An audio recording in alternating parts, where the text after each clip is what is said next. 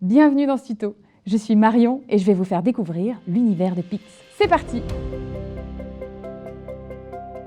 Eh bien, vous avez été nombreux à nous demander des vidéos pour connaître les techniques de construction. C'est pourquoi maintenant, nous allons partager avec vous tous les secrets de Pix. Nous allons parler de Pix d'une manière générale, mais aussi voir comment le jeu a été pensé pour accompagner au maximum les enfants dans le jeu libre. Comme vous le savez, Pix est un jouet de construction spécialement conçu pour développer la concentration et la créativité. Il permet des combinaisons infinies et il accompagnera vos enfants tout au long de leur développement de 3 à 12 ans, et même les adultes. Alors Pix, qu'est-ce que c'est? Eh bien c'est très simple.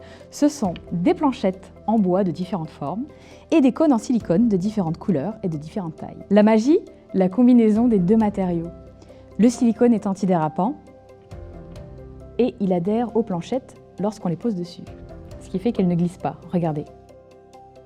De cette manière, tout est possible et c'est à vous de vous amuser à équilibrer vos propres constructions.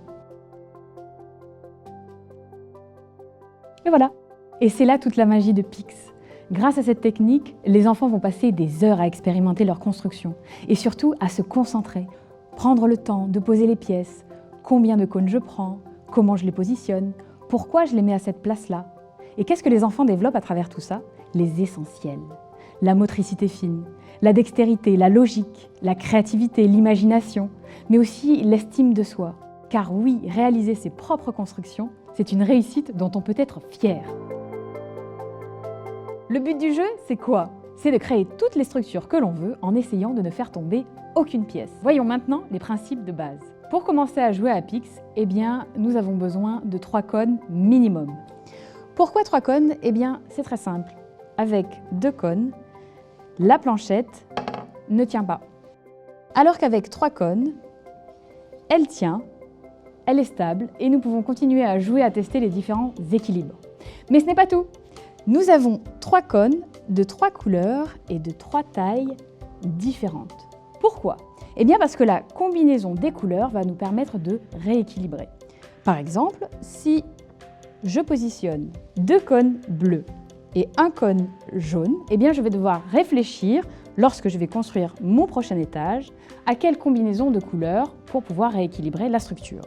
En l'occurrence, je vais positionner 2 cônes jaunes et 1 cône bleu pour établir l'équilibre. Et voilà!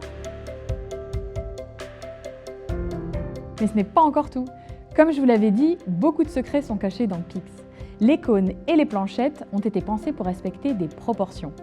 Par exemple, la hauteur de 2 jaunes est équivalente à 1 rouge et 1 bleu. Celle de 2 rouges à 2 jaunes et 1 bleu. Celle de 2 bleus à 1 rouge. Pas mal, non?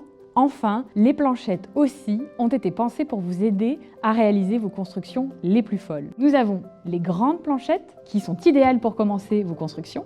Pour corser un petit peu le niveau, nous avons les petites planchettes. Et enfin, nous avons les longues planchettes qui, elles, sont à utiliser comme des ponts pour lier les structures entre elles.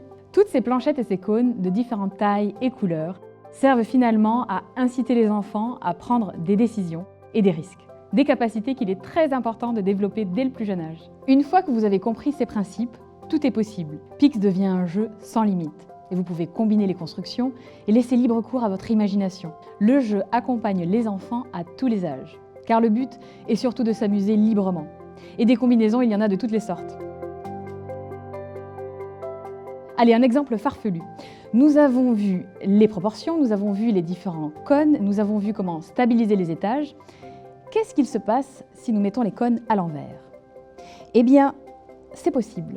Vous préparez votre petite planchette, vous préparez en avance les cônes, et vous venez les positionner comme ceci.